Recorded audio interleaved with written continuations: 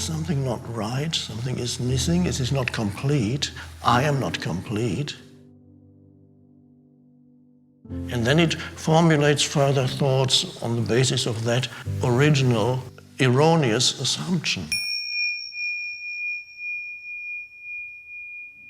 First of all, you have nature here, magnificent nature. So you will be walking, you will be looking, you will be breathing and smelling, and you will be listening to the sounds, perhaps even touching the sand. There's plenty of it. A tree. So you use your senses, all your senses are there, and as you go about in between sessions, you interact with nature, and that's a great opportunity for allowing nature to help you to become still and present, rather than giving in to the hypnotism of the mind, with every thought wanting to draw your attention to it and saying, this is so important, I must think about this. And then you've disappeared. There's all that nature around you, but you are no longer there. The sacredness of nature suddenly is no longer there for you. So because your consciousness has been absorbed again by the mind stream. Very easy to happen, and most likely will happen many times in the next few days here, until the moment comes when you say, oops, this is what's going on.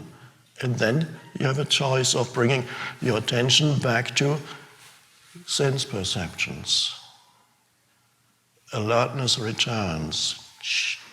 And you can, when you become familiar with the falling back into identification with the mind, and you might find that it says something it's not happy with something. Or something isn't quite enough. Or there's something missing. I have that feeling, there's something. And then very quickly the mind interprets that feeling as, yes, that's what's wrong here. Now I know.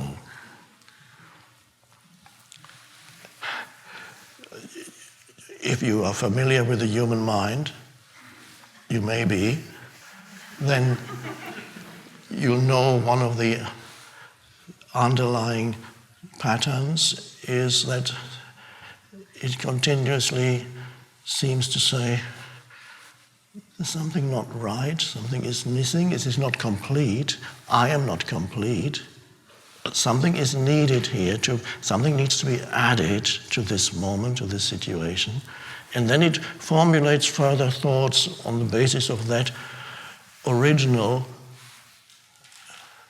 erroneous assumption.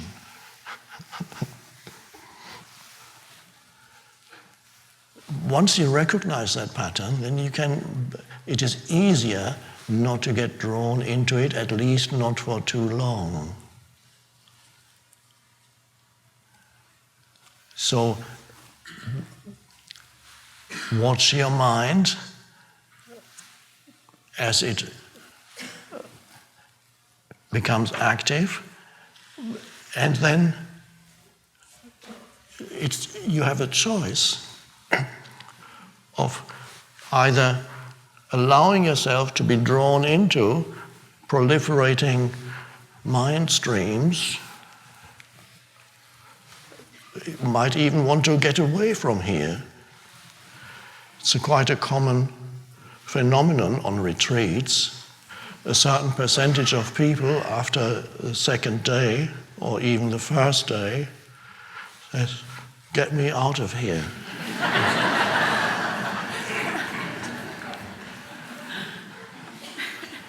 Or you start looking up the flight information on the internet.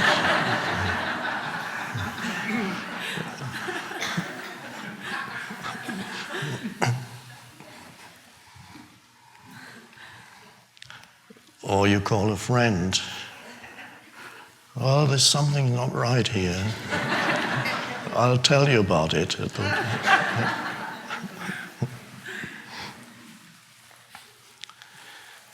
So the opportunity is here for you to allow nature to bring you into that still awareness so that you can contemplate, experience all that wonderful nature around you without undue interference by thinking.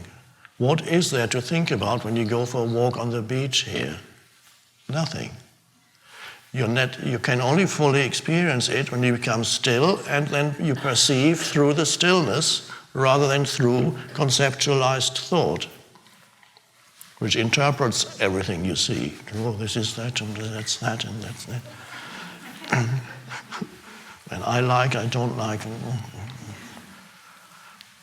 So you use nature and come to your senses, as the expression goes. You come to your senses, but that implies that there is an awareness there that makes clear, unobstructed sensory perception possible.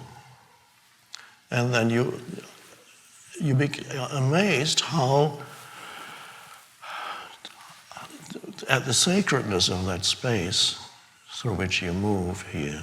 And sacredness is not something that I could explain to you or to your mind, because the human mind says, just a second, sacredness, what does that mean? You haven't explained that term.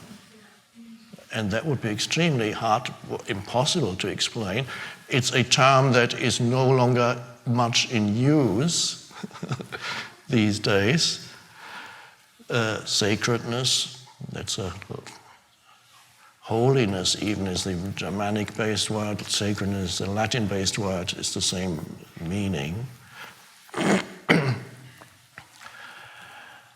But you can sense it. The moment your attention rises and you go, shh, and there you see the branch of the tree moving slightly. And there you see a bird flying across, and the waves. And suddenly there's the totality of that experience.